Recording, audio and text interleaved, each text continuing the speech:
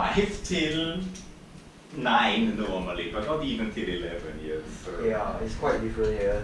In fact, I think nowadays, more patients come in evening than the Yeah, of course, they are at work during the day and no choice. Yeah.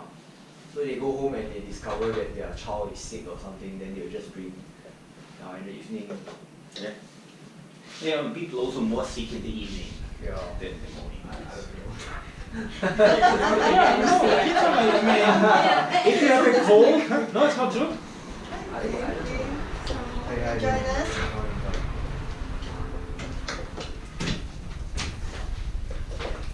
Are we complete? Yeah. Yes. Okay, thank you very much for having me. Yes, so it's a small group in a small room. So if you have any questions, please interrupt me. If I talk too much, rein me in. I can talk about this for 3 days straight. Yes, so might be more than you want to hear. So very quickly about myself. My name is Manfred Stoifl.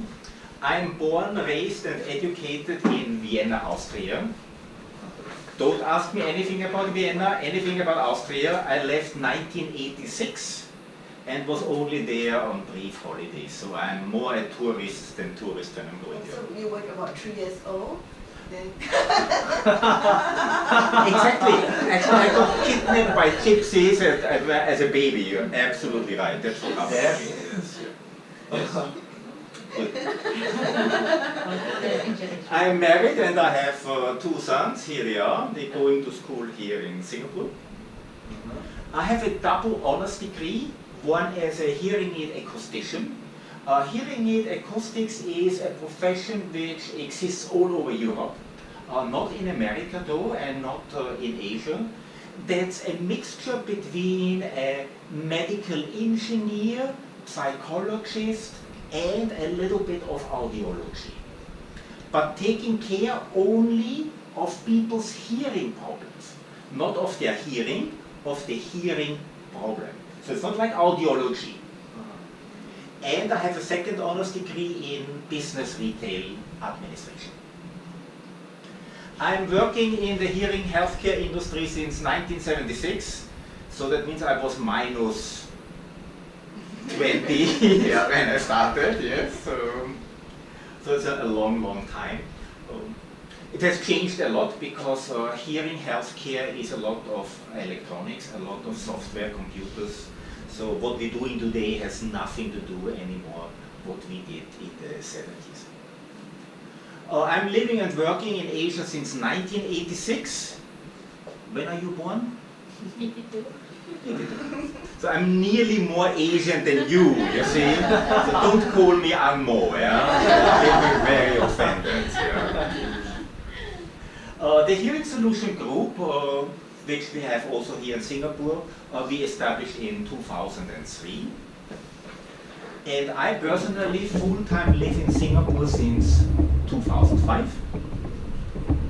Another thing we are doing, or I'm doing, and you have some slides there and I'll show you in the end, I'm also country director of the Starkey Hearing Foundation, which is the biggest foundation in hearing healthcare globally. Actually, the Starkey Foundation is more active than the WHO, to give you an idea how big that is. We're giving away every year somewhere a little bit more than 200,000 hearing aids for free globally. The Hearing Solution Group, just a little bit commercial. We have 7 outlets right now in Singapore, but we're planning to put some more. We have 9 outlets in Indonesia. If I say outlet, it means really clinics. We have 10 cooperations with doctors where we rent a room, or with pharmacies, or visiting services. That's not included here. And of course, there's the big neighbor in the south, Indonesia, where we have nearly 40 retail outlets or clinics. That makes us easily the largest hearing healthcare provider in Southeast Asia. Like every company or like every clinic, everybody should have a vision.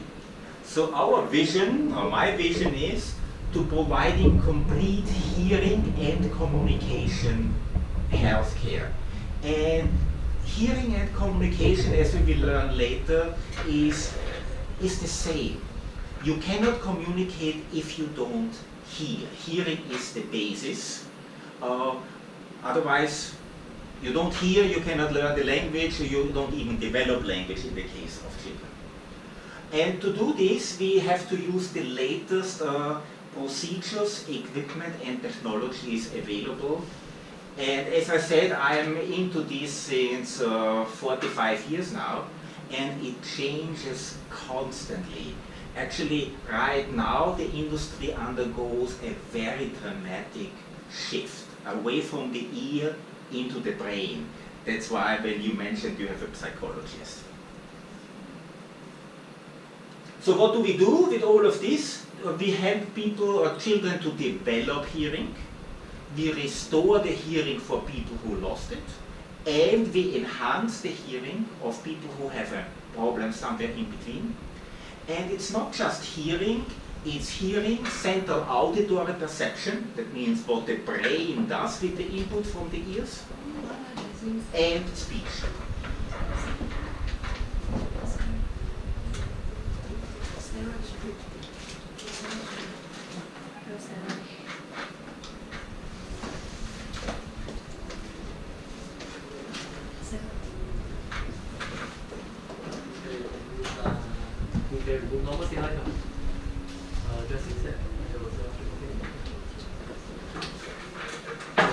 Speech is a very interesting thing. I normally like to say speech is a figment of imagination, because speech is directly and one-to-one related to hearing. If you don't hear, you don't speak. You only speak whatever you hear, because I know 3-year-old children in Germany and Austria, they speak perfect German. Why don't you speak German? Or why do I don't speak Mandarin or Hokkien or whatever you are speaking, or Malay? Yes? Because I don't hear it. I haven't heard it as a child.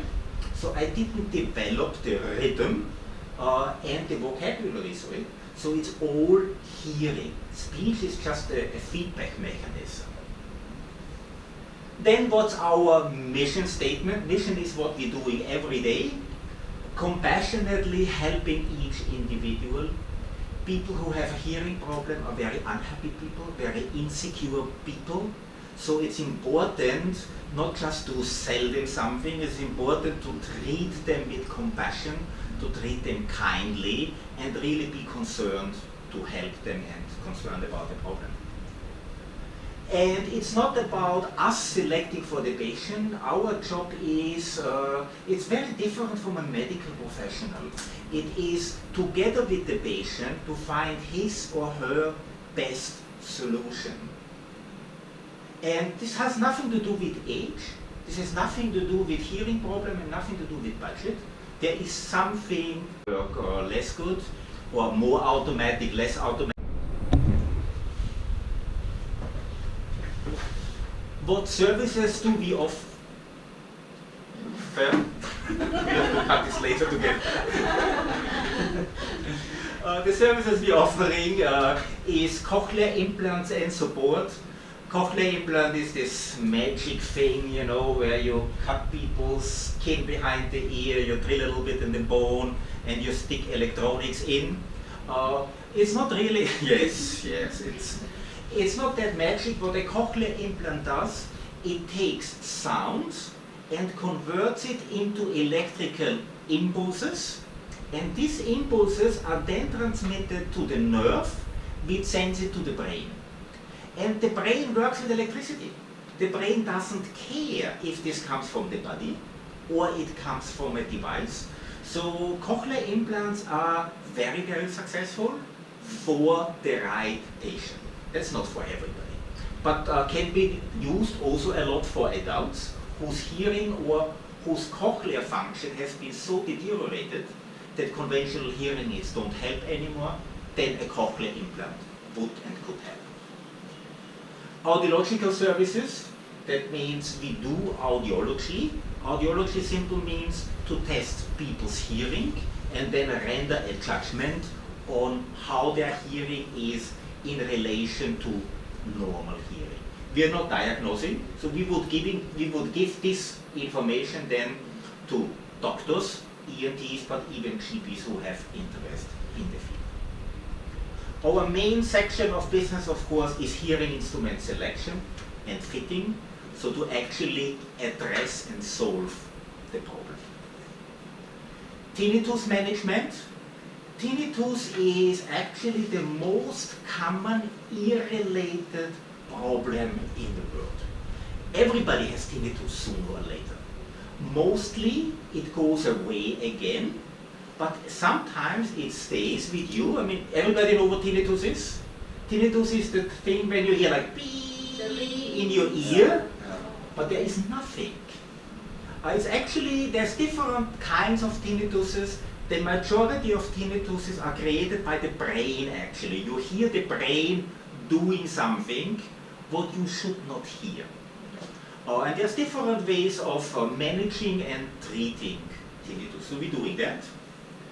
Then more and more our main area of focus is hearing retraining. Hearing is not something you are born here before you are born already. 2 months before you are born, babies have already hearing.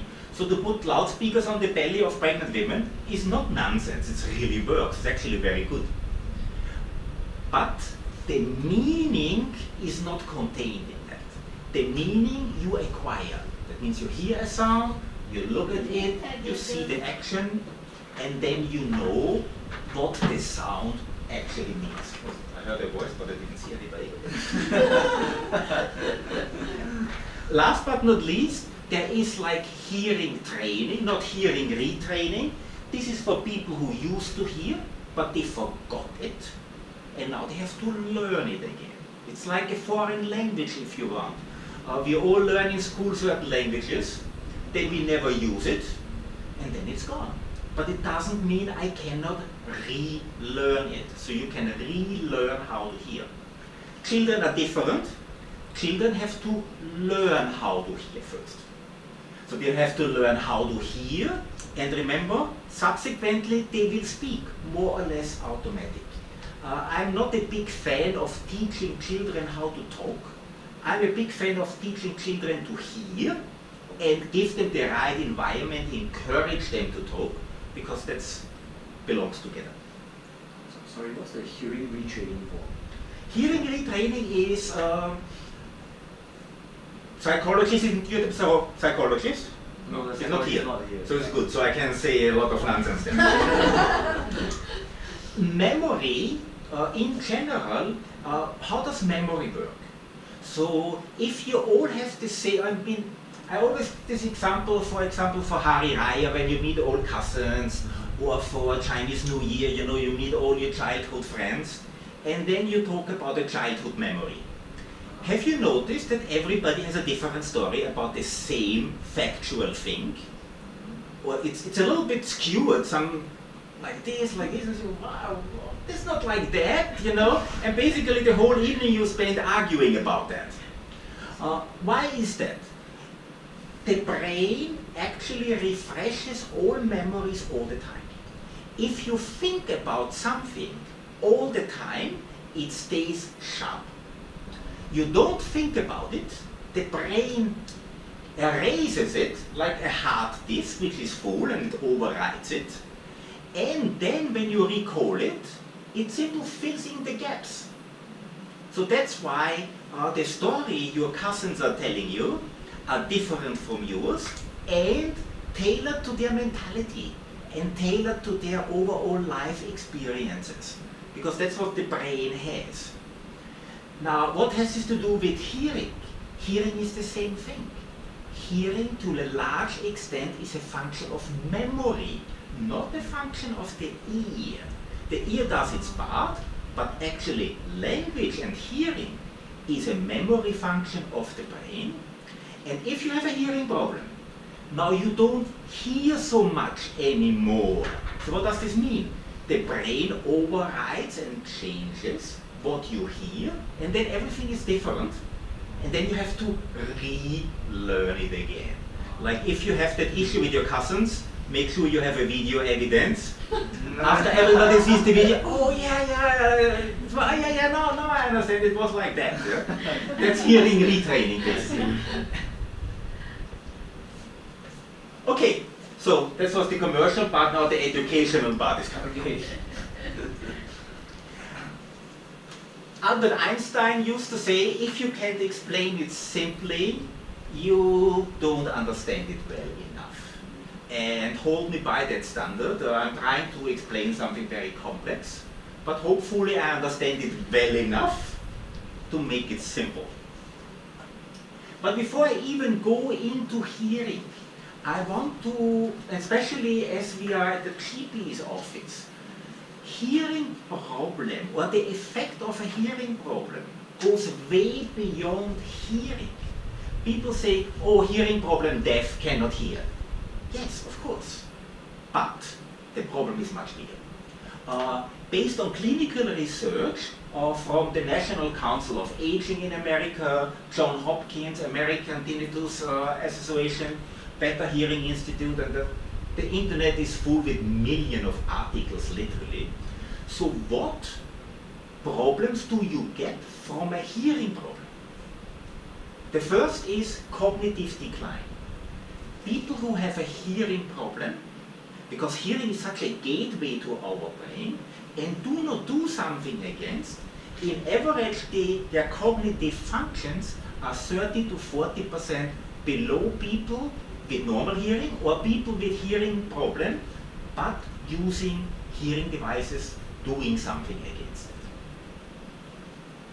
Balance. Yes, everybody, I mean, medical professionals know that the balance organ is part of the ear. But I'm not talking about this, I'm talking about the brain. Even the brain has something to do with balance and hearing beyond the semicircular canals.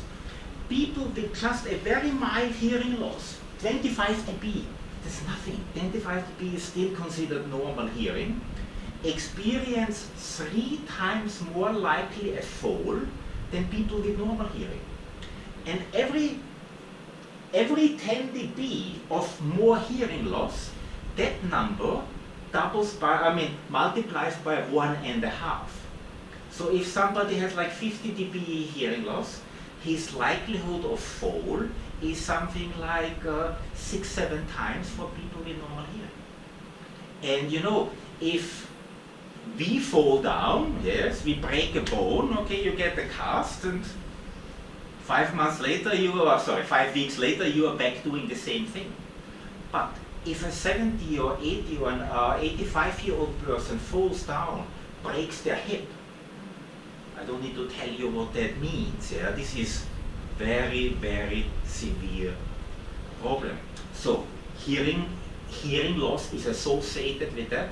And if you offset the hearing loss with hearing devices, you avoid these consequences. Tinnitus. Sorry, Manfred. So if we treat the hearing loss with hearing aid, would the risk normalize? It would be less. Yes. You know, this is the problem with a lot of these studies, you know. So if somebody falls 100 times and has a hearing loss, yeah. So now you offset the hearing loss, he still might fall 75 times. Yeah, it depends on it, but much, much better. Or more likely, if people have early onset hearing loss, and you know, people, they don't want to do something. And they say, yeah, I still can manage. Yes, you can manage, but do you want to lose your memory? Do you want to take the risk that you fall there? We talked earlier about tinnitus. 90% of people who have tinnitus do have a hearing loss.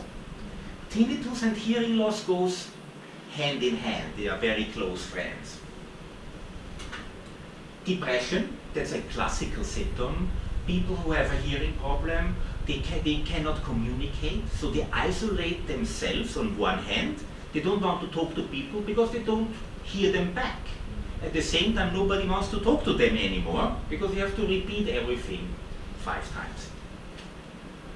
What's really a lot in the media now, and you mentioned YouTube or internet, just Google dementia and hearing loss. It is a proven fact today that if you have a hearing loss and don't do something against it, your risk of dementia increased by a factor. If you have mild hearing loss, 2 times more likely, moderate hearing loss 3 times more likely, severe hearing loss 5 times more likely to develop dementia. And that's scary. That's scary for the person, but it's even more scary for the family, who then has to take care of somebody who has dementia. Yeah, all of this ends up in one big pile, which means lifespan, life expectancy. It's a proven fact today. You have a hearing problem and you don't do anything against it. Because of all of that, this doesn't make you healthier and this doesn't make you live longer and happier, obviously. Okay, so we talked about hearing aids. That's just one of the companies we deal with. So hearing aids come in all kinds of different style, technologies, facets, powers.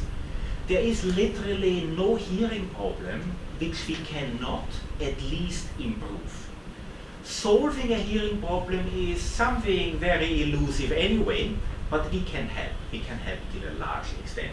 And the earlier we get to the patient, the better the benefit will be. So what kind of different styles of hearing aids are available? What you have seen, the most common style is called behind the ear. This is quite clumsy, behind the ear with like a tube, yeah, like a little pipe running in the ear, and the ear is filled up. This is very inexpensive, but mostly we're using this today for high power needs, or for really patients who cannot afford more up-to-date technology. The most common style today we're using is called receiver in the canal, or RIC. Everybody says, oh, I have a RIC, or we're having sales on RIC. Yeah? That's what a RIC is. RIC looks like a BTE, is also behind the ear, but very tiny. This is literally only that big. And the magic thing with the RIC is, you see, there is no tube here. There's a wire, because the loudspeaker is actually being located deep inside the ear. Basically, we can use this for any kind of hearing loss. It's cosmetically very good, and is acoustically very good, and it's just the most comfortable hearing aid you can wear. Then we have custom-made hearing aids. These are hearing aids, it's like false teeth, but you take an impression from your tooth and you replace the tooth. We do the same with the ear. So we make an impression of the ear, inject some silicone, take it out, then make a hollow shell and put the electronics in there. So the simplest version of this is called inside the ear, which fills out the whole concha here. Very easy to use. It's very durable because you don't sweat here. You don't have sweat glands here. The sweat is running down here, so which is good in a hot climate. And if you play sport or something, you can jump around. This can never fall out of the ear. It's just not possible. If you say this is too visible, we can do the same thing, just a little bit smaller. So we're moving more into the ear canal and less into the concha for people who want it to be less visible. So this gets them even smaller. Oh, sorry. It's Dr. Manfred. Until there's a patient. I'm working on the standing room. Boss of the hearing solution. Oh, thanks. So completely inside the canal is where the hearing aid is built in the same shell, but quite deep in the canal. And from outside you only see that the ear canal actually is filled up. You might see this sometimes on the road or on the bus. You think people have a piece of cotton in the ear, but if you look closer, you see it's actually plastic and there is something else in there. That's completely in the canal. And, of course, for people who don't want this to be seen at all, we can put this completely inside the ear canal. invisible inside the canal. That means this, you know, the ear canal has two bands, 1, 2. This lives beyond the first band. So you really cannot see it. I mean, would have to really pull the ear and look. Depends a little bit on the size of the ear canal. If somebody has a tiny ear canal like this, won't look that impressive. But if you have a reasonable adult size ear canal, this would be completely inside and you cannot see at all from outside. Like for doctors, for example, because there are some doctors in the room, if ever in 50 years from now you get a hearing problem and you're still working here until 11 o'clock every day, you might need to hear your stethoscope. Yes. That would work with the stethoscope. Oh. Because it's so deep in the ear, you just put the stethoscope here, nobody the wiser. Okay, so all this fancy technology, but what's the reality of hearing aids? Look at the faces of these people. Your television resolution is not the best. Yeah. Sorry. I don't know why. It's mostly a cable issue. I don't know. Yeah. The color is strange. There's something strange. Yeah. They don't look so happy. The reality is many people with hearing aids are not happy. It has nothing to do with how much money they spend. What are they not happy about? They say, yes, I bought the hearing aid and I cannot get used to it, everything sounds strange, everything is loud, I just don't like it. I cannot understand. I bought the bloody, so is that allowed to say bloody here? Okay. I bought the bloody hearing aids, you charged me $5,000-6,000. I bought it because I cannot hear, and you know what? I still cannot hear. Everything sounds different. Yeah, of course, everything sounds different with hearing aids. Why is that? Did it wake you up? I told you earlier, it's because of memory. Remember the cousins thing? Of course it sounds different because the cousins have a different story. The brain hears differently. It sounds different. I'll show you later why that is. Noise. All the noises is too loud and or disturbing. People are not used to hear noise anymore. Hearing aids don't invent something. Yeah? They just make you hear something what you haven't heard the last 20 years. Of course it doesn't make you happy. Sounds are too harsh. That means everything's like every S sound is like some needle in the ear.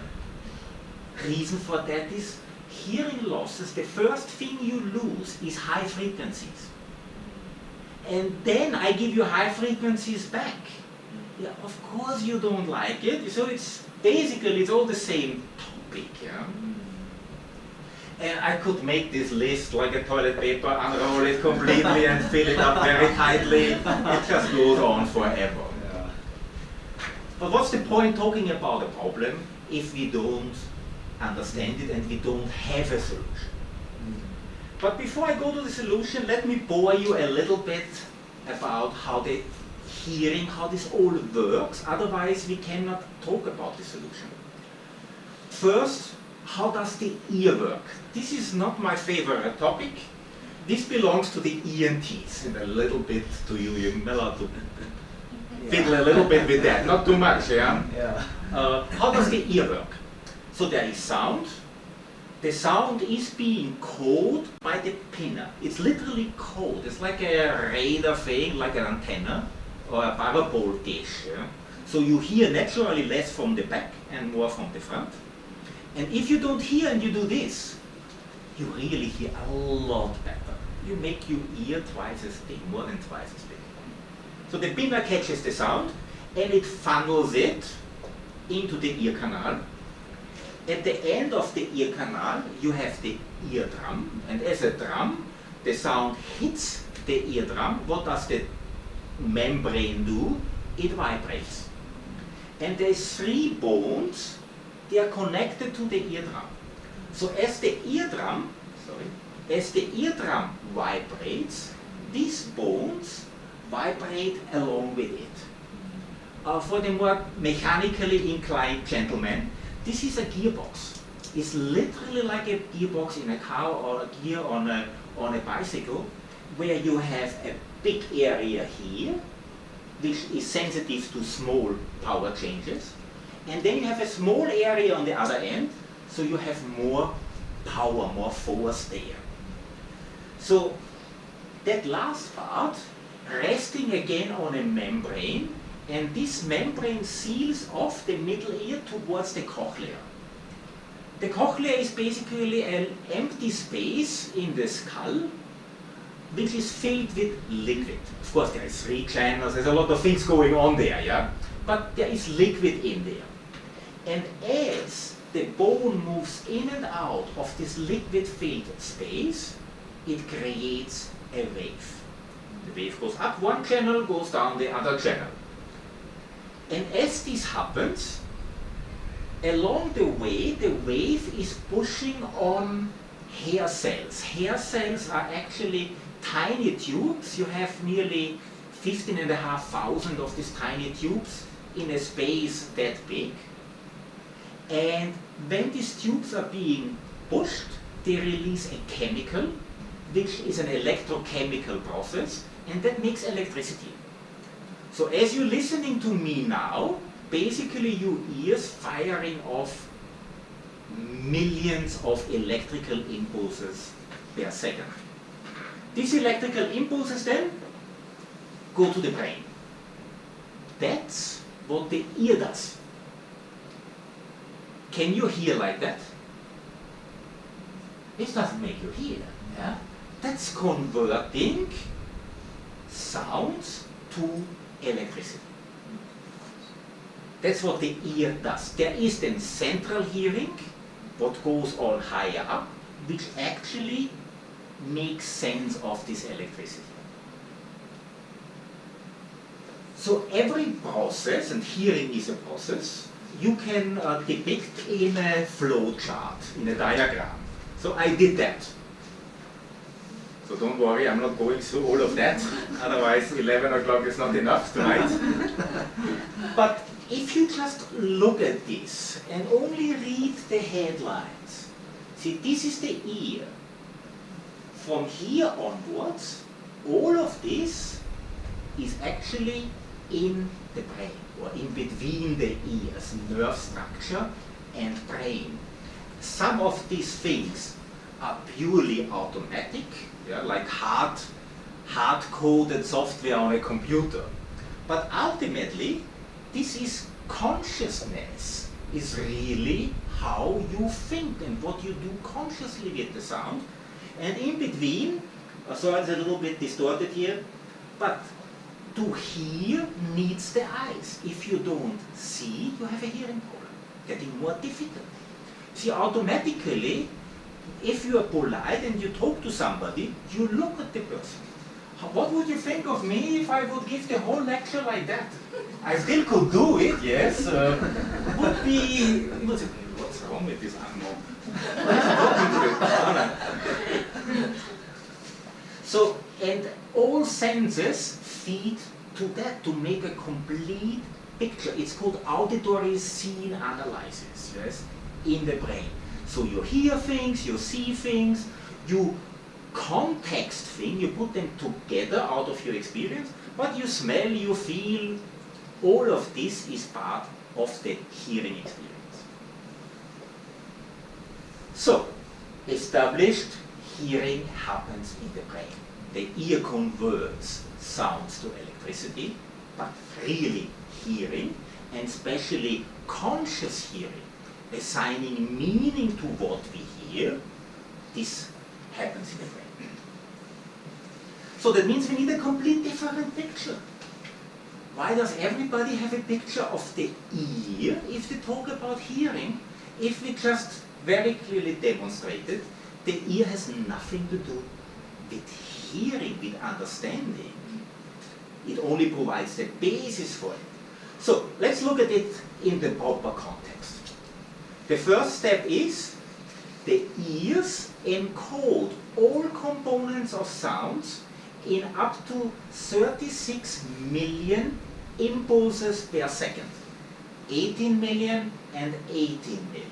That's the maximum, so it's mostly a little bit less. But this is per second.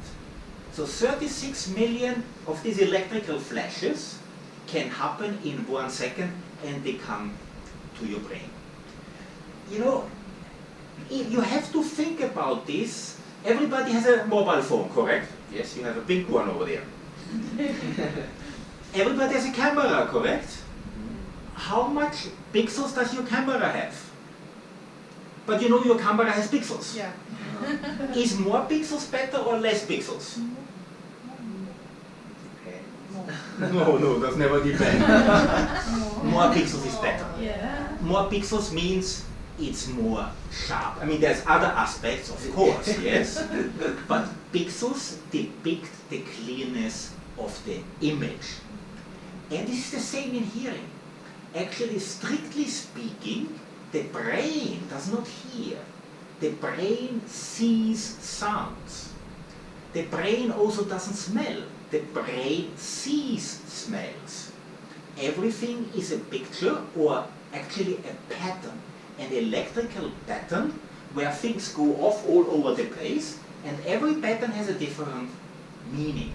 So, and the more pixels you have, the more accurate the picture is, the more accurate you can assign the meaning to it. So that's what the ear does. The ear then sends this to the nerve, and the nerve sends this deeper into the brain.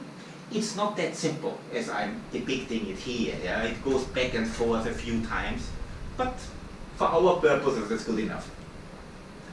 The next thing what happens, the brain receives these electrical pixels, and you really have to think about pixels. Everything is a pixel. Soft means less pixels. Loud means more pixels. Everything is an amount.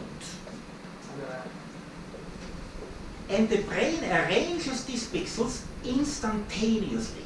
There is no thinking involved. It comes from the ear. You don't listen to the words. You don't like to figure out what I'm saying. I mean, not the sounds I'm making. You are grasping the content, the meaning. Same thing here. You don't need to think about this. This just happens. So the next thing what happens then is the right ear, sorry, the left ear sends the majority of the electrical information to the right side of the brain. And the right side of the brain is responsible for tones and for prosody. Tones, everybody knows what tones is. Prosody is melodies, especially speech melody. If you talk about mother tongue is not sound, is not language. Mother tongue is prosody.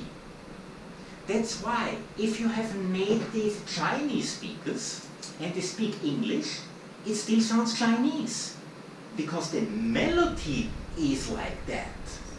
And same me, I mean, I haven't spoken German for the last 30 years properly, but I still have a German accent because this is my hardwired memory prosody.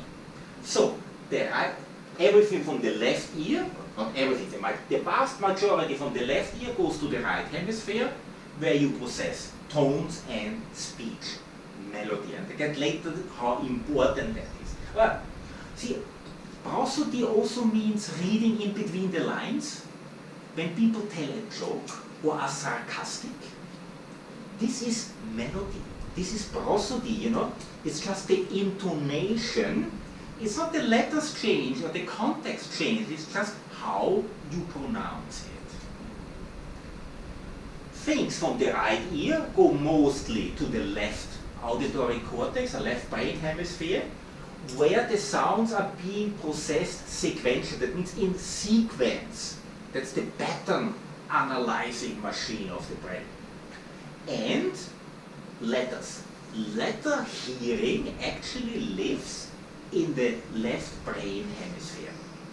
And you might have noticed this, if ever you encounter people with hearing aids, if they use only one hearing aid, the vast majority have it on the right ear. Of course, partly because they are right-handed, but also because if I have it on the right ear, I get a very good working with language.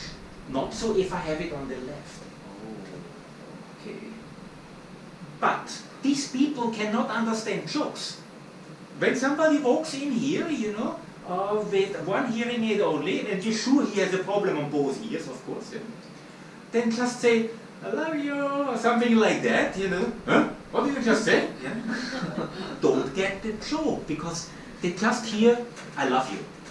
Not, "I love you," you know, that's lost. So what happens next? This all goes then to higher brain function.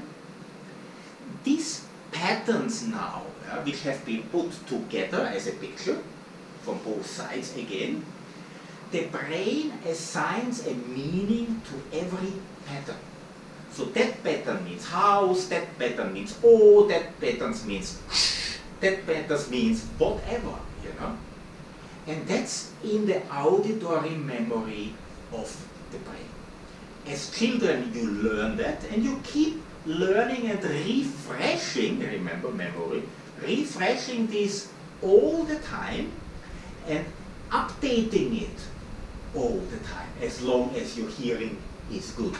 And you don't really think about that. Your hearing is good and your brain works normal. Bang, this just happens very automatically. Only if you are in noise, you know, like you are washing the dishes and your husband from 3 rooms away asks you a question. That's not what really should be done, yes, that's the start of the fight at home, because you don't understand him, and he gets upset why you don't understand him, because the water masks the signal, and then your pattern is not clear anymore, you cannot identify it. Yeah, then ultimately you hear, you understand, you comprehend if you can assign a meaning to that auditory pattern. Okay, so if we know how hearing works, we automatically should know how hearing loss works, or how hearing with a hearing loss works. First thing is, of course, it mostly starts with the ear, not always. There's actually about 20% of the population in Singapore who have a hearing problem which has nothing to do with the ears. So not all components of the sounds which go into the ear can process. So that means the picture what you get does not have 36 million pixels anymore. The pictures has only, I mean, your phones will have an average 2, 3, 4, 5, 6 megapixels. So the less pixels you have, sooner or later, I look at you, I see there is 5 people sitting. I cannot see the faces anymore if the resolution gets too weak. It's the same here. So less resolution being provided, less pixels are being provided. The amount is less. In adults, the nerve doesn't care. For children, that's different. The nerve still transmits whatever it gets higher up. But here now, gigantic problem.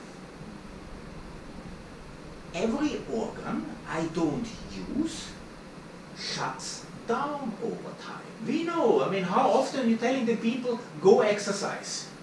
1,000 times a day? Yeah. And nobody does it. No, I know, yeah, same here.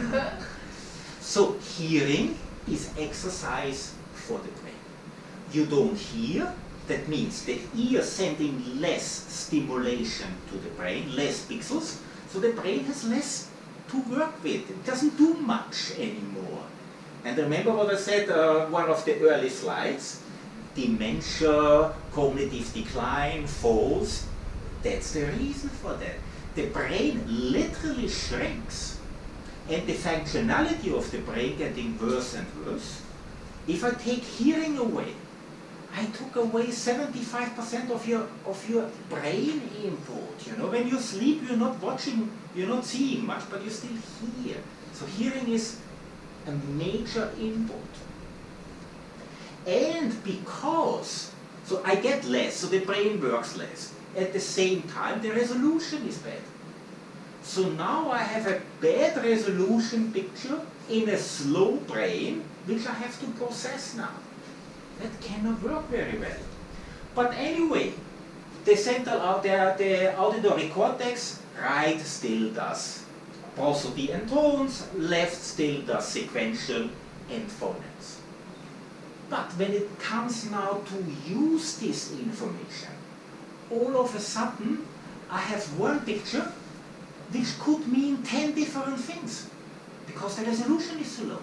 Like I take a picture of you 5 and the resolution is so bad, I see 5 things sitting here. You know, sooner or later I cannot even say if this is a man or a woman or what it is. I only know, and then it could be a man, a woman, a man, you know. Then I have to think, and the same happens with the hearing. And because each of these electrical patterns can mean so many things, I have less and less patterns in my brain. I don't need them. I just need one picture. It can mean 100 different things anyway. At the same time, the brain now thinks this is normal. Remember what I said earlier with the hearing aids, why people don't like the hearing aids? The brain automatically creates an alternative reality, like your cousins, you know, who have a much different memory of the story as you have. And this changes all the time. As the hearing gets worse, the resolution gets worse, I have less memory and a more false memory. I have no idea what normal is anymore. Yeah, obviously, very limited comprehension, not necessarily hearing. You see, this is the other thing. I'm sure you heard this. Maybe you recommend people, you should get a hearing aid, and people tell you, yeah, it's not, I hear fine. I just cannot understand because my wife, she doesn't open her mouth properly when she's talking. Have you heard that before? You have. So no, my friend, your wife's mouth is perfect. The problem is between your ears. I don't know, you better rephrase this a little bit. Yeah. Don't say there was this guy here and he said like that. Yeah. It's not a good thing. So, what does a hearing aid do now? The first thing, the hearing aid amplifies things, makes it louder, basically. It does many other things, but the main function is to make it louder and to reduce interference, noises and stuff like that. So now I get more electrical pixels, which I can send up to my nerves again. And the brain now gets a little bit more electricity, depending how good the hearing aid compensates, and recovers a little bit. But doesn't really get normal, because the hearing aid cannot replace everything what has been lost. Sorry. Vibrating here. Oh, sorry.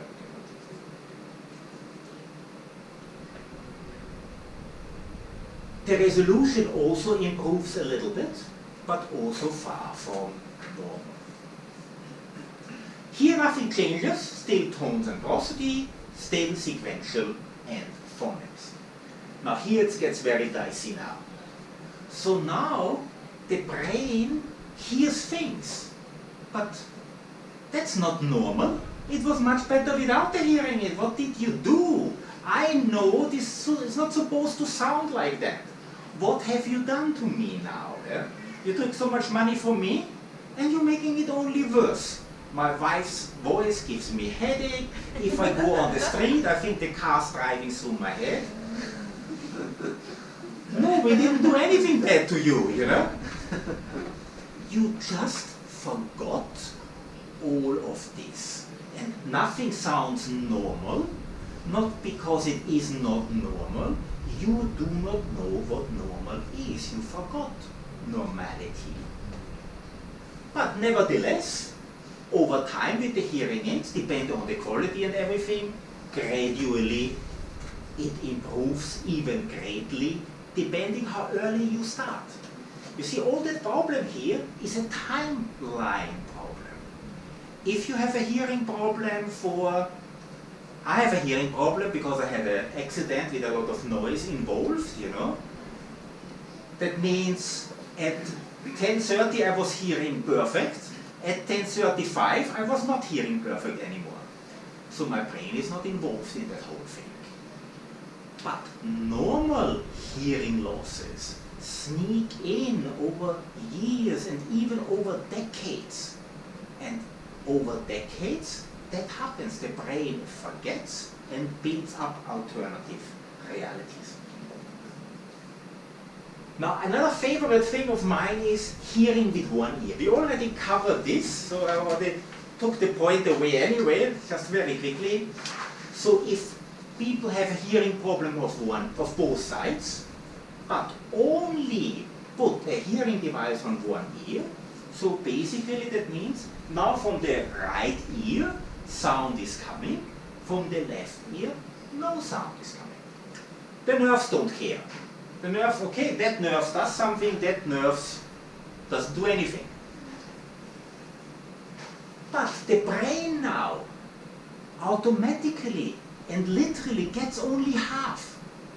Because nothing is coming from here, only from here, and this is not even 100% here, so the brain gets even less than half. Even with the best and most expensive hearing aid here, it's less, it's exactly half the electrical stimulation the brain wants to have. The brain has a right to be fed.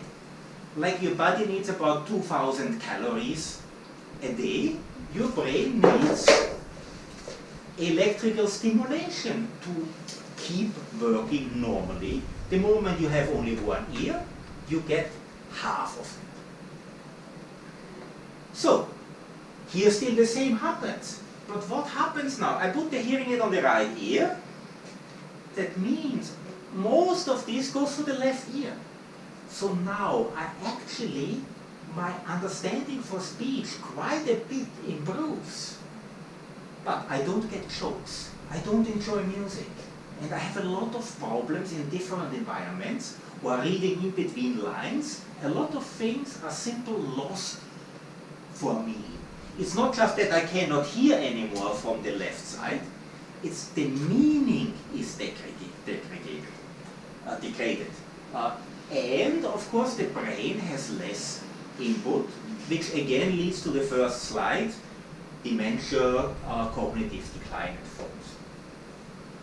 And on top of it now, on one hand the brain gets less practice, but you ask it now to understand everything with half the pixels. That's not fair. Eh? So it has to work harder with less food. It's like I put you on a 1,000 calorie diet. At the same time I train you for a marathon. How long would they make it? What's your estimate, your medical opinion? Not a good idea. Yeah, I thought so. So comprehension is limited. But especially these people, once they have one hearing aid, they will say, I hear. Yes, you do hear. You hear much better now. But comprehension will remain very difficult. The finer things will be very difficult to hear. And over time, you're still degrading your central auditory system. You're depriving your central auditory system because less input, half input.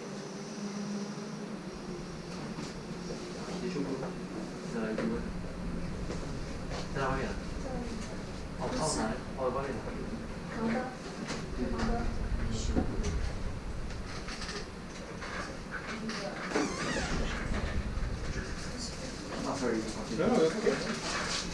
Don't let anybody plead to death on my account. Oh, Don't want to be paid for that. So how do we, what happens, and see, there's a lot of ironies in the thing how this is all done in praxis. Yeah? So how hearing aids are being fit, or how hearing aids should be fit? The first thing is you basing your diagnostic as a medical professional on facts, I suppose, and I sincerely hope in favor of your patients. But with hearing aids, very often this is not done like this, but it should be done. So what we do is we look at the audiogram slope. That means if this is flat, very easy, we need the same amplification on all frequency. It's quite simple. But the more steep this gets, or get different directions, obviously I need very different power here than I need here. This is logic. So that means the hearing aid from here to here has to get more complicated, more complex, the technology.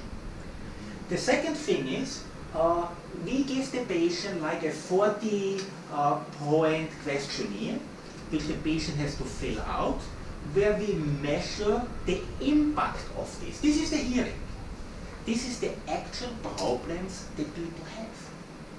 Because we cannot measure since how long they have a hearing problem, or if they have dyslexia on top of the hearing problem. But this will tell us exactly that. The more problem they have in real life, you know, somebody could have a hearing problem like that, hearing loss, but has a gigantic problem functioning in real life, and vice versa. Also depends how long he has that problem already. So, the worse, the better technology. The worse, the better technology.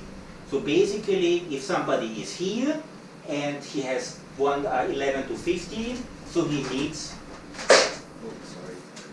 he needs a technology level 3.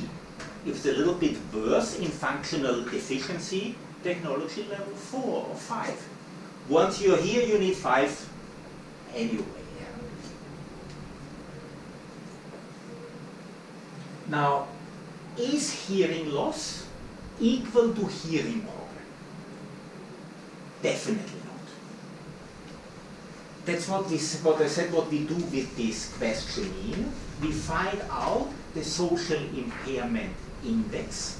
How does this affect your daily functioning with your family, in the supermarket? There is 40 different questions measuring different impacts. So then, it's very simple. Do you have a problem in this situation? Yes, sometimes, or no. And this gives us the number which we need to have an idea how big your actual functional problem is beyond the problem of hearing, the problem of audibility. I'm not sure how familiar we are with audiograms. I'm sure you have seen an audiogram here or there. If not, that's how one looks. An audiogram. You guys, they normally send to our email, so they don't get to see. Look, an audiogram is like this: frequencies from low frequencies to high frequencies. Normal hearing is up here, from about -10 till +20.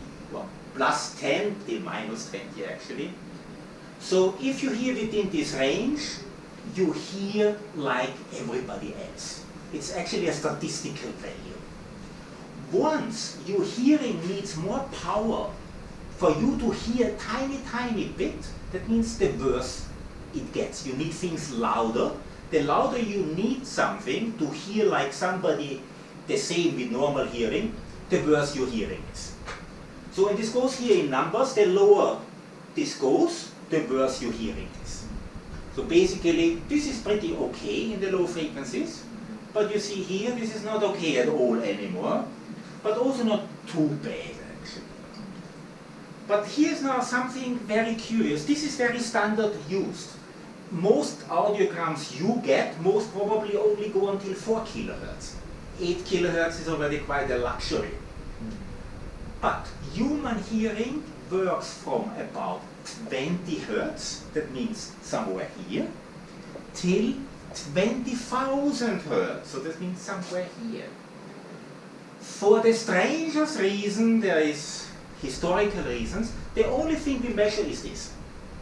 Because these are the main speech frequencies. Yeah, but you know, if you don't hear noise, you will not understand speech. Because the brain needs the food to work. Speech is just the icing on the cake. Yeah?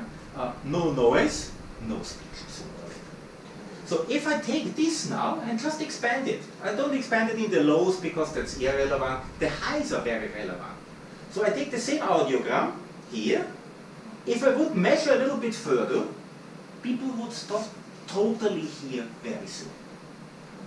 And you see now, if I look at this like this, you say, oh, that's okay, not too bad. Yeah?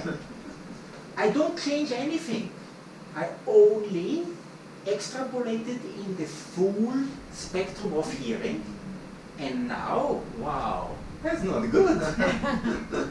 So basically, all of this is lost. Patient cannot hear this anymore, right now. And everything below that error is lost forever. The cochlea cannot provide this. This you could then get back to the cochlear implant, for example, which doesn't use the cochlea. Another very strange thing happens, unfortunately. As your hearing goes down, gets less sensitive, at the same time, loud sounds make you more uncomfortable. That's why never scream at somebody who has a hearing problem. It gives them a headache. And they cannot hear a thing when you do that. And I mean, you have seen people, you shout at them, they're not happy. Because the louder it gets, it's really hypersensitive, gets more and more sensitive, different from individual to individual. But it's not clear and it definitely doesn't help, but can be even very, very painful. So with a hearing loss like this, the only thing we really have left is this, to work with. So what do we do then? All of this is ready for the taking. That's what we actually should try to re-give to the patient, in theory. Practically now, when people get the hearing aids, they get only that much amplification. The reason for this is, remember the cousins? The brain just cannot deal with more. And this is a statistical value of thousands of people. If they first time have a hearing aid, that's what they accept. But you know, people getting lazier and lazier. I mean, you know this. People come in here, you prescribe them the medicine, 5 minutes later they come back, oh doctor, it didn't help. When did you take it? Just now, it didn't help. We have the same problem. So, because of this, the patient even doesn't accept that much amplification. So we have to give less amplification. And still they say, it's too loud, my wife's noise drives me nuts. It's too loud, I don't want that. So we make it less. Then they say, it's still too shrill and too sharp. Then we cut high frequencies. So in average, people who get hearing aids get the hearing aid only a compensation of about 20–25% of what they actually lost. Not because it's not possible to give this back. The brain is not ready to accept this. And in some cases, maybe we'll never be ready to accept this, depending on cochlear function and brain function. But that's what they get. Now, that's not the problem. If they would come back every 3 months, and every time they come back, what do? We add a little bit, not that much, just a tiny bit, to give them more information, to give them more frequencies.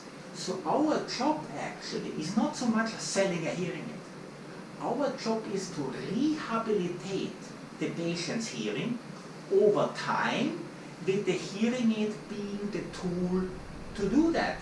Our ultimate goal would be that. Will it be possible? In most cases, not. Doesn't mean we should not try. And you know, the simplest medicine you prescribe has a leaflet that big, that wide, with contraindications. hearing aids should have the same thing. Use as being told. It's a tool. This will not solve your hearing problem. You have to help your brain, your memory, to get used to all this, to replace the false memory, to work more. I have to give you more and more. So what are the things we do and even you can do? One thing is, people should listen to music, especially classical music, especially Mozart. Not because I'm Austrian, that's a pure, it's a pure coincidence here, but you know what you let the baby listen to. Is it Wagner or is it Mozart? It's Mozart, yes, there you go, I'm vindicated. The reason why Mozart is Mozart music has a tremendous amount of high frequency content and frequency dynamic and intensity dynamics. It goes from very soft to very loud, from very low frequency to very high frequencies, very, very fast. This is literally for the brain, the hearing brain, a workout in the gym if you listen to Mozart. You can do this also without hearing aids. Actually, it's all children should listen to classical music. It has been proven, proven. People have different opinions. But there is a lot of people who think, simply by doing this, you literally make the kid smarter. Smarter in the way that the brain is forced to be more active. So, you get your hearing aids, the noise on the street you don't like, and make it a little bit louder, you will say it's too loud, the noise. But you listen to music, how can you make it a little bit louder? You see, that's how our psyche works, yeah? So the other thing you can do is you literally can reprogram the language in the brain. So how you do this is, you have a text, the person with the hearing problem has a text, another person reads that same text to that person, preferable with hearing aids. So now, if you only would read, it doesn't make sense because everything is jumbled up. But now you hear a jumbled up word and you see it written, now you can put these two together. And if at the same time you do this, at the same time you provide more auditory stimulation, the picture gets clearer and clearer and clearer, and you're reprogramming it. It's simple. A lot of good solutions are simple. Most important, it is an ongoing process. And it's a moving target. As we improve the mental processes and the hearing naturally gets worse. So we keep chasing, the cochlea deteriorates with age, we add more power and train everything, at the same time the cochlea gets worse. So it's a little bit like the rat running in the wheel, yeah? But at least we keep it moving in the right direction. Yeah, as I said, have to more and more hearing. More and more hearing also means expensive hearing aids today can filter out that air condition, can filter out the sound on the road, can filter out everything behind me. I have a hearing aid today. If I look at you, I hear only you. He could scream his head off, I barely hear him. That's what technology can do. But, like side effects, yes, this technology is very good. But you cannot use this all the time. You get addicted to it, and your brain gets less input, but you need more input. So you need this technology initially, but over time, if possible, you reduce the reliance on technology. Now, that's the magic question. What's the difference? I'm sure even you have been asked this. What's the difference between a cheap and expensive hearing aid? And do I need an expensive hearing aid? Let me show you. The first thing is, that's the simplest thing, technology beyond hearing. I have hearing aids, I don't have them on right now, but my hearing aids connect to my iPhone. That means if my iPhone rings, yeah, I only do this, and now I'm talking actually not to you, I'm talking with my girlfriend somewhere else. She is whispering in my ear and you don't even know what's going on. And I don't have to have this here, my phone can be lying over there. If I lose my hearing aids, yesterday, where was I yesterday? 2-3 days ago I was in Indonesia. My phone would know that I left my hearing aid in Jakarta in the hotel under the bed. My phone would know that.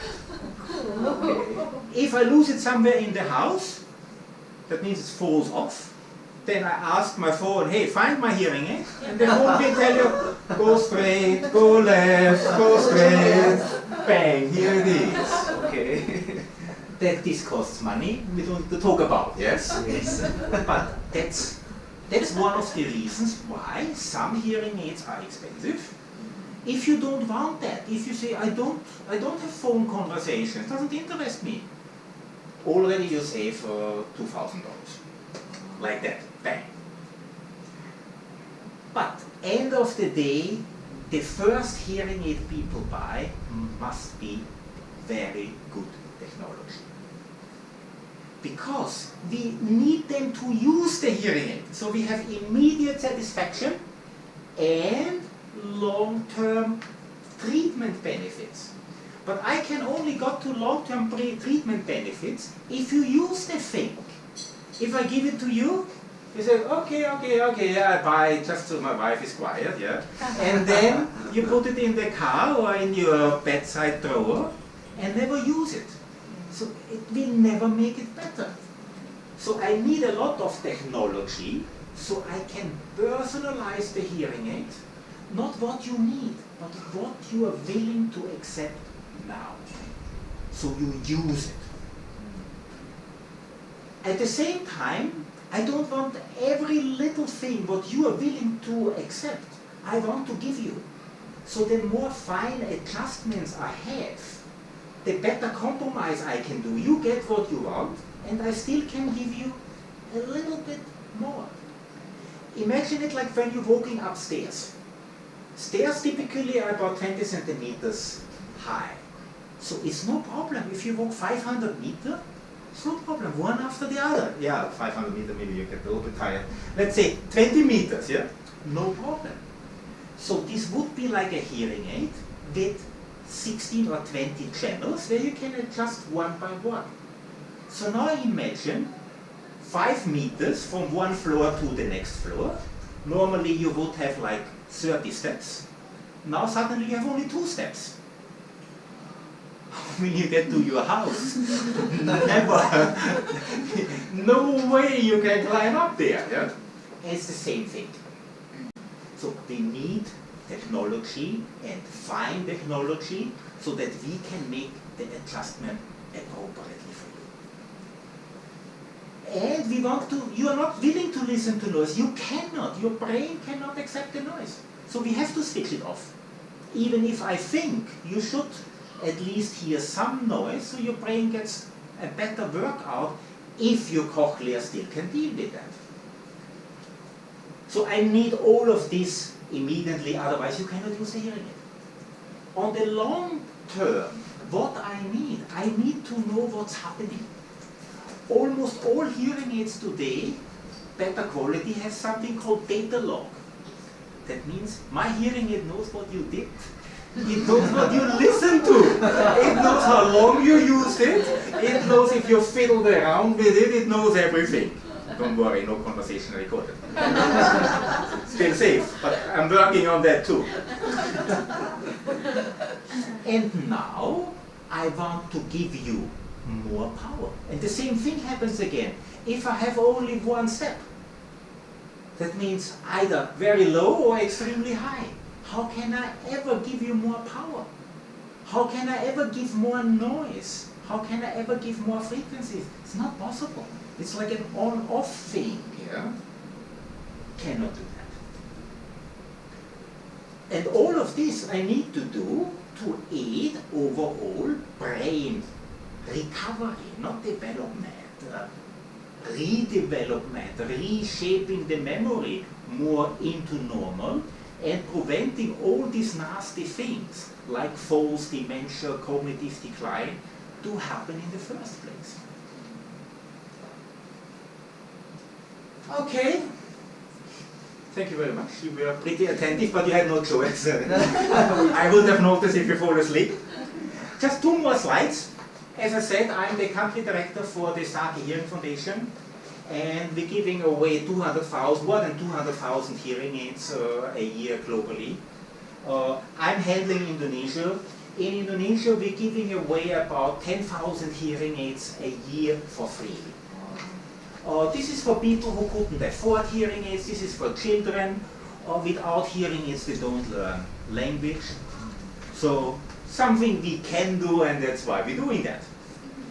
In Singapore, we have something called Donate and Save. That is a program where we work together with the Starkey Foundation.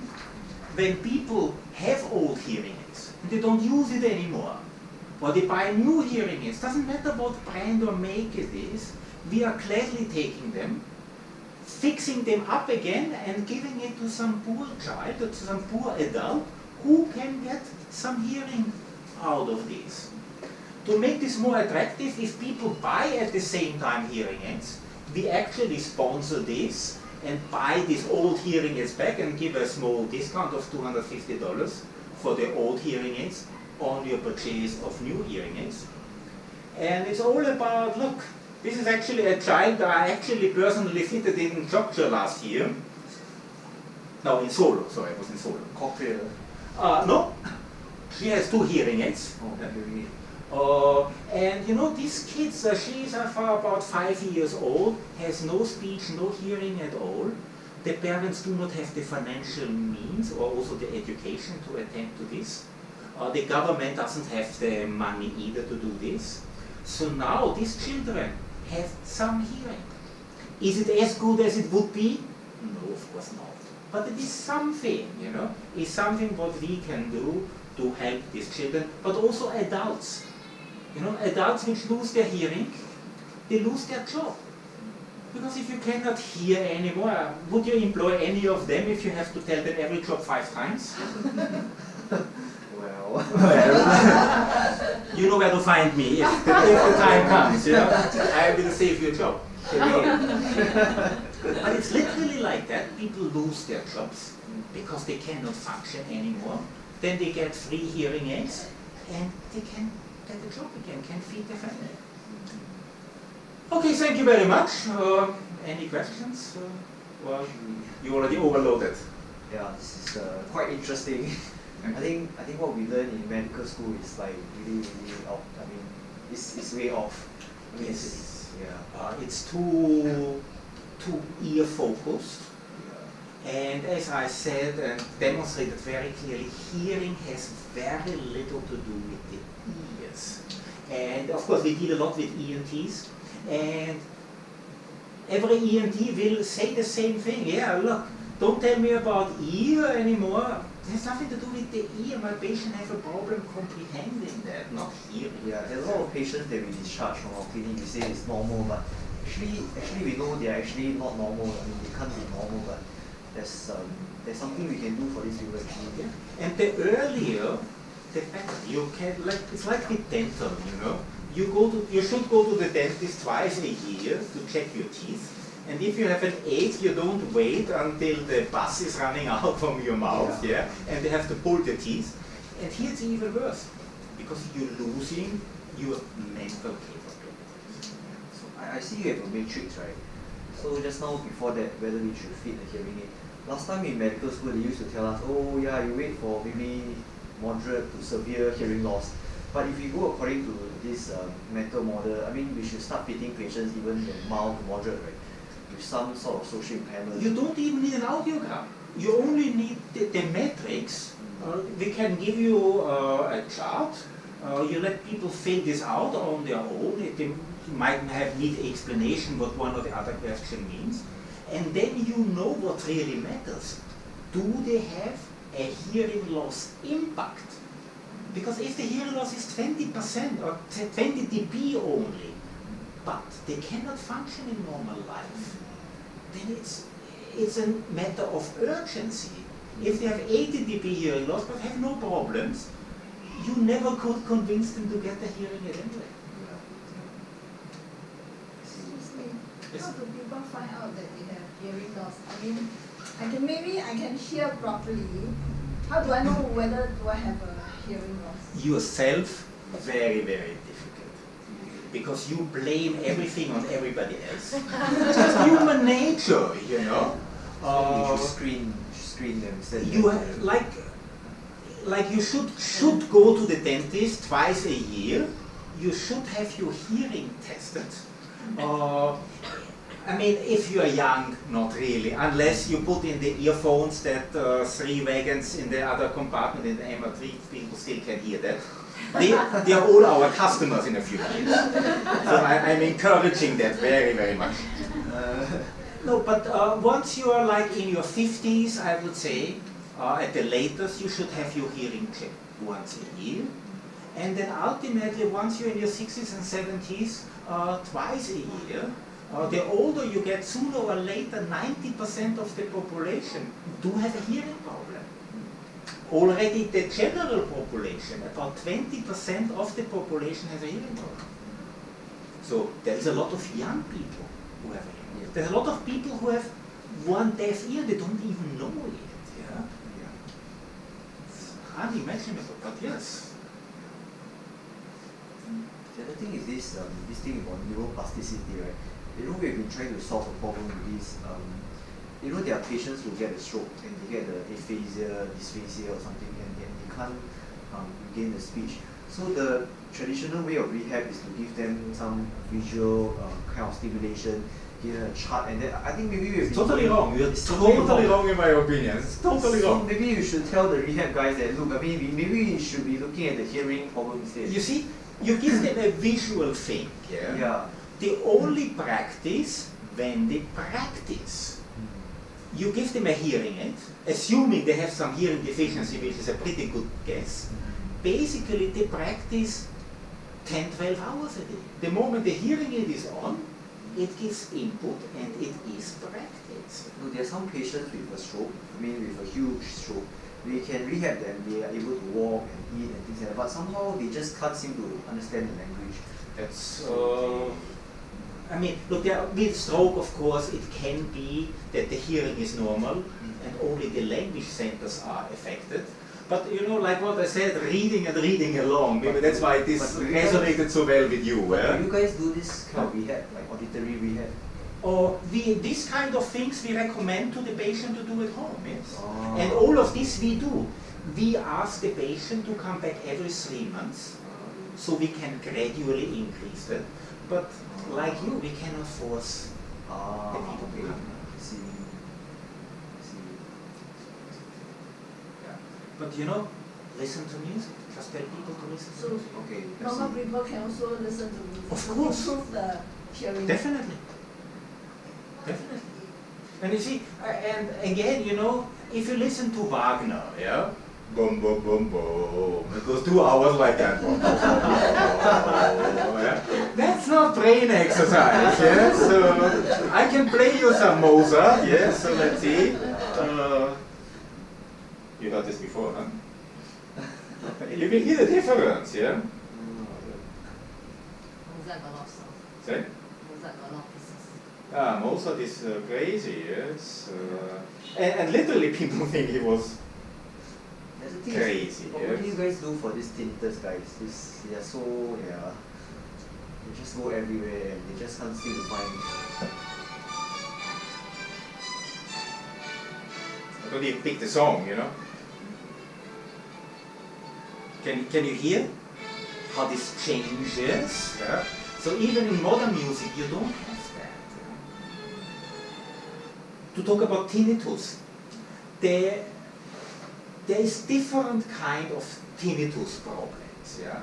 The most common tinnitus problem is actually related to hearing loss. Like what they said, 90% of people with tinnitus have hearing loss and vice versa.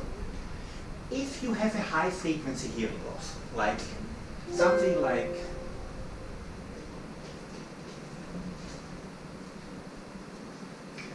this. So maybe you have normal hearing until here, and then just very high frequency you lose. What happens now? The brain is looking for that, and literally looking for that. And it's a little bit like when you have a television or a radio in between station where you hear the static, the brain makes such a noise. And as there is nothing to cover it, the brain looks more and more for this, and it makes that noise more and more. And normally, this happens even with normal hearing, the brain does that. But you don't hear it. There is something called mental filters, which prevent this to move from subconsciously into the conscious mind. But now, maybe you give birth. Maybe you have high blood pressure or blood sugar problems, stress or whatever. And these events breaking down these mental filters, and suddenly you can hear that sound. So now you're in a quiet room and you hear or something, you know. This doesn't make you comfortable. So what do you get? You get agitated. The more agitated you get, the more you think about it. The more you think about, the more you're breaking these filters down. It's a vicious cycle. And the treatment actually, there's different ways of dealing with this. There is a purely psychological way. That means you're telling the patient, teaching the patient how to ignore that. That can work very well with some people, but it's very tedious. Then there is ways where you teach the brain to ignore that. Like autosuggestive training is something a little bit in that area, but deals with sounds, making the tinnitus audible, then make it disappear, so the brain actually gets tired of it, and you learn to ignore that, or the brain learns automatically to ignore that. Do you guys provide this? Yes, not very successful though. I mean, we give this 10 weeks for trial. So you have, this costs $7,000. It's not cheap, but if it doesn't work, after 10 months you can give it back to us and we will refund you like 85% of your money. Huh? You know why we do this? Sorry? You know why we do this? We have nobody doing it back. Doesn't exist. Well, less than 1% or 2% of people, our success rate is like 95, 90. That's really amazing. Yeah. But it needs a lot of, there is a proper, see, then we make an audiogram until 14 kilohertz, it's a special, equipment. Then we have different kind of questionnaires to really see where the problem is. And also, it's not just a device, we also counsel the patient. And the patient has to come back every couple of weeks for counseling. And the patient has to listen again to music, but customized music. Here we take a music piece and modify it according to your hearing loss. So whatever frequencies you have lost, we emphasize in the music. And then we change the rhythm of the music, not we, the system. The system changes the music to mimic your heartbeat, to slow you down. And you have to listen to this every day, at least 2-3 hours. Really listen to it. And then the brain gradually cools down and pushes this in the back again and ignores it automatically. So it's a treatment, but it doesn't mean it's a permanent solution. It doesn't eradicate the tinnitus completely, but about 90% of the sound, in most cases, we can push back. And then, if it's related to your blood pressure, for example, if your blood pressure suddenly goes up again, bang, this is back. Then you have to listen to the music again for 2 hours, 3 hours a day. It's very, very successful. It's just too expensive. People, too expensive, and the bigger problem is there is so much quackery around for tinnitus. Yeah. Don't have to tell you. Online there's a million cures for tinnitus. I mean, I love Chinese medicines and it has its place, you know. Yeah. And it might help for certain tinnituses. Even a dentist can help with tinnitus. Some tinnituses are related to teeth alignments. Yeah? So what tinnitus treatment mostly does not eradicate the tinnitus, it eradicates the trigger symptoms. That means if the high blood pressure triggers the tinnitus, you're not doing anything against the tinnitus, you treat the blood pressure. That might solve the problem. Yeah? Or there's a lot of just pure rubbish and just lying. And that's why people who have tinnitus are so reluctant to try something. But this is also what we do. The majority of our patients are at the verge of suicide. And people commit suicide because of tinnitus. So major suicide reason.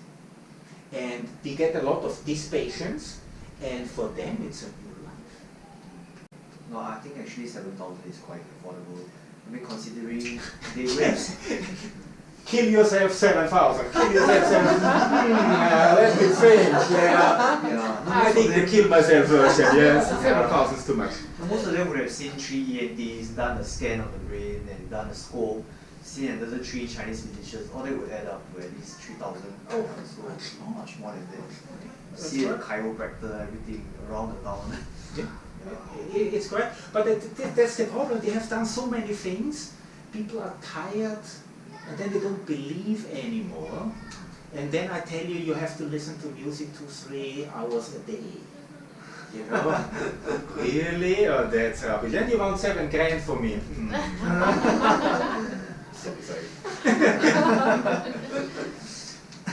But as I said, people who tried it are more than 90% success rate in our clinic. But we only have about 10-20 patients a year.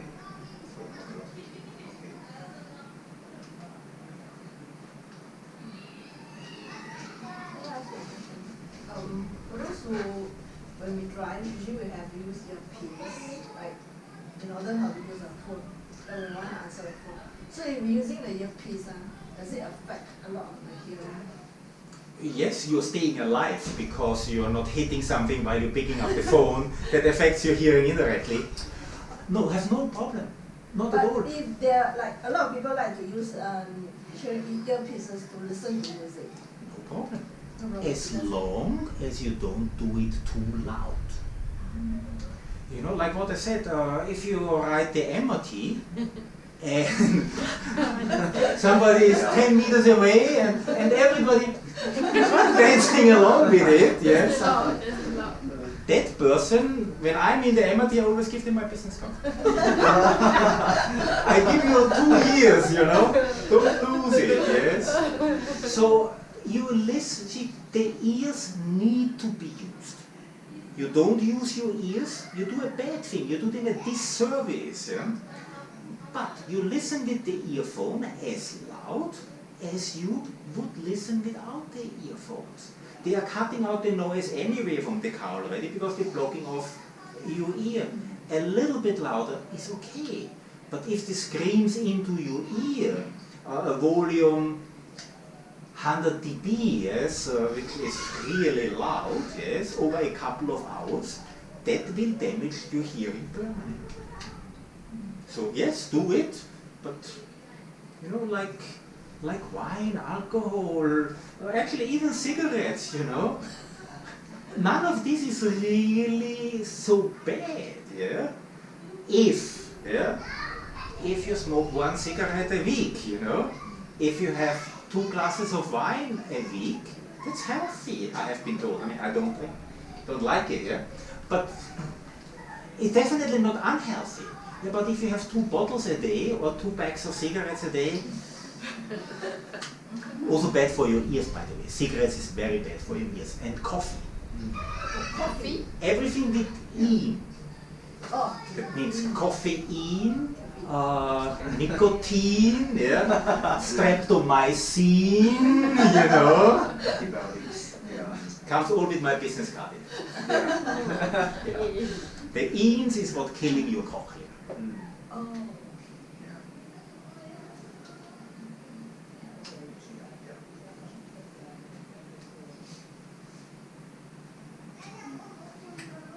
So actually earwax has not a lot of problems with hearing? No, I mean, earwax is the saliva of the ears. You have saliva in your mouth, so this doesn't dry out and protects everything. Earwax is a little bit similar. The earwax is there so that dust particles and even little animals, whatever grows in there, get stuck in it. And if you don't interfere with your earwax, it comes out automatically. That means the ear grows, sorry, let me go to the ear. I don't like the ear, but if you force me, I can do a good ear story also, don't worry. Okay, so here's the ear. So the ear grows new skin cells always here, and it pushes the old skin out here, and also the dirty earwax. The problem is, if you use any kind of cleaning, the doctor is allowed to clean it, but otherwise you stick Q-pads, Q-tips in there, your fingers or whatever, that makes it only worse. On one hand you push everything deeper in, compact it, and then you don't hear, because if I put my fist here, the sound cannot go through, or goes through weak only. And also it sticks then to the skin, then you remove it, and then it bleeds quite badly. So if, as long as you leave this alone, it normally comes out. Of course, there is certain people with certain narrow ear canals, with certain conditions where it does not come out, or they have to go then to a physician or to have it removed every other month or something like that. But normally, leave it alone. The story is, you go into your ear as deep as you can enter it with your elbow. So how deep can you get into your ear with your elbow? Not very deep, huh? That's how deep you should go inside. And especially mothers, you know. Yeah. Every mother is fiddling around with these Q-tips at their babies. Yeah. What the heck are you doing? It's very dangerous. Yeah. These babies are helpless, they're defenseless. Yeah. So actually what they should do is just to clean the outside. With, Yeah, just just the outside. because it falls out normally during night when you are sleeping, it comes out, yes. And if it does not, then go to a physician. You have to make a living too. You have to make a living too. Just remove an earwax. You don't remove all sorts of wax, only impacted. Yeah. Okay.